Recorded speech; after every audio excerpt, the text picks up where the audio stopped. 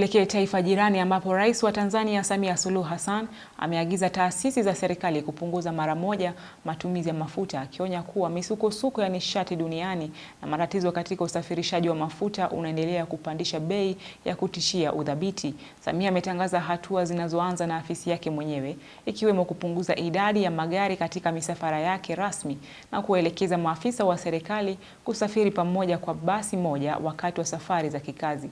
Hata hivyo, amewahakikishia Watanzania kwamba kuna akiba kutoka kukabiliana na uhaba wa muda mfupi, huku akiwatahadharisha wafanyabiashara dhidi ya kupandisha bei kiholela.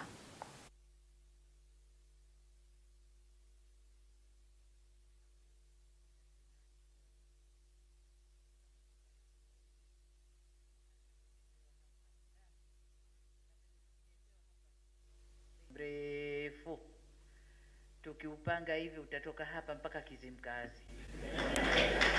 Kwa hiyo tunaanza kupunguza matumizi ya mafuta. Nami naanza na ofisini kwangu. Ninapotembea, maafisa wote wakubwa wote na magari yao nyuma wananifuata.